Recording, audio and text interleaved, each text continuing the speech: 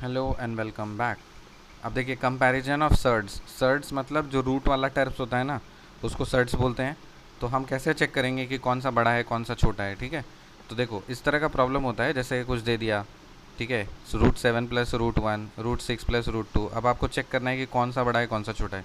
एक तो तरीका है कि आपको उसकी वैल्यूज़ पता है, रूट 1 से लेकर के रूट 2 से लेकर रूट 9 तक आपको सब कुछ पता है, ऐड वैड करते रहो निकालते रहो।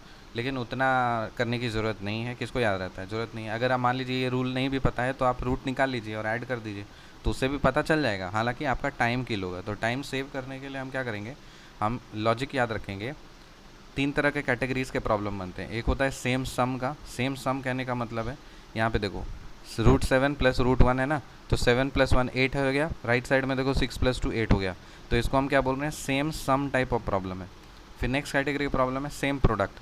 सेम प्रोडक्ट कहने का मतलब, यहाँ पे देखो इसको ऐड करो, आप 8 3 11 हो रहा है, 6 4 10 हो रहा है, सम वाला तो नहीं है।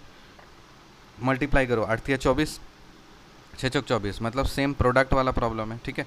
फिर लास्ट कैटेगरी है सेम डिफरेंस। अब डिफरेंस होना चाहिए। 9 और 7 में गैप कितना है, मतलब डिफरेंस कितना है, 2 है। 7 और 5 में डिफरेंस कितना है, 2 है। तो सेम डिफरेंस वाला प्रॉब्लम है। आ रहा है बात समझ में, ठीक है। अब देखो क्या करना है, अगर सेम सम वाला प्रॉब्लम रहता है तो गैप अगर जिसका कम रहेगा, जिसका गैप कम रहेगा उसका वैल्यू ज़्यादा हो जाएगा। कहने का मतलब सेम, देखो यहाँ पे सेम सम वाला प्रॉब्लम है, गैप देखो, गैप कहने का मतलब 7 - 1 6 है, 6 का गैप है, और 6 और 2 4 का गैप है। तो गैप किसका कम है, गैप किसका कम है, इसका कम है। तो जिसका गैप कम होगा वो वैल्यू ज़्यादा हो जाएगी। समझ में आ रहा है। तो सेम सम वाले प्रॉब्लम में गैप जिसका कम होगा वैल्यू उसकी ज़्यादा होगी।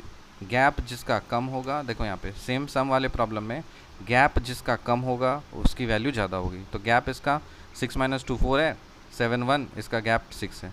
तो गैप कम है, वैल्यू इसकी ज़्यादा है।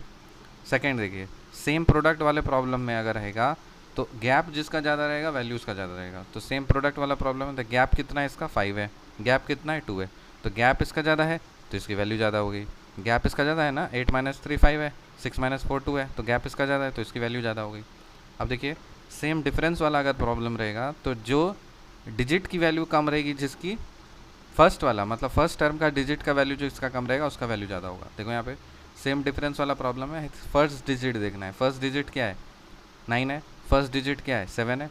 दो फर्स्ट डिजिट छोटा होगा जिसका, उसकी वैल्यू ज़्यादा हो जाएगी। तो फर्स्ट डिजिट 7 यहाँ पे छोटा है तो इसकी वैल्यू ज़्यादा हो गई। आ रही बात समझ में। अब देखो यहाँ पे द ग्रेटेस्ट अमंग, अगर इस तरह से आपको दे दे, आपको बोलेगा कि इसमें सबसे बड़ा निकालो। एक तो तरीका है कि आप रूट रूट करते करते वैल्यू निकालो, बहुत टाइम किलिंग 10 मिनट खाएगा उसमें, ठीक है। किसको याद रहता है भाई रूट 11 क्या होता है एग्जैक्टली, 3 डेसिमल प्लेसेस तक, रूट 5। अगर रट के गए हो तो अच्छी बात है, नहीं गए हो तो ज़रूरत नहीं है ना रटने का। इसको लॉजिक देखो, 4 टर्म्स हैं आपके पास में, root 7 root 5, root 5 minus root 3, root 9 minus root 7। अब देखो यहाँ पे कौन सा, मतलब इसका सब देखो कौन सा, पहले आइडेंटिफाई करो कौन सा प्रॉब्लम है, सेम सम वाला है, सेम प्रोडक्ट वाला है, या सेम डिफरेंस वाला है। सेम सम करके देखते हैं, 7 5 12 हो रहा है, 5 3 8 हो रहा है तो छोड़ दो, नहीं है। प्रोडक्ट को देखो, 7 5 35 हो रहा है, 5 3 15, प्रोडक्ट वाला भी नहीं है। गैप डिफरेंस देखो, 7 - 5 2 है, 5 - 3 2 है, 9 - 7 2 है, 11 - 9 2 है, यस। तो सेम डिफरेंस वाले प्रॉब्लम में जिसका फर्स्ट टर्म का डिजिट वैल्यू कम होता है वही ज़्यादा होता है। तो फर्स्ट सेम डिफरेंस वाला प्रॉब्लम है, सबसे फर्स्ट टर्म का डिजिट वैल्यू इसका 7 है, इसका 5 है, इसका 9 है, इसका 11। सबसे छोटा कौन हो गया, ये हो गया, तो इसका वैल्यू सबसे ज़्यादा हो जाएगा। समझ में आ रहा है। नेक्स्ट क्वेश्चन देखो, the greatest among the following, इसमें सबसे बड़ा देखना है। अब पहले आइडेंटिफाई करो कौन सा प्रॉब्लम है। 6 4 10 हो रहा है, 8 3 11, सेम सम तो नहीं है। प्रोडक्ट देखो, 6 चौको 24, 8 3 24, 12 दूनी 24, 24 कम 24, तो सेम प्रोडक्ट वाला प्रॉब्लम है।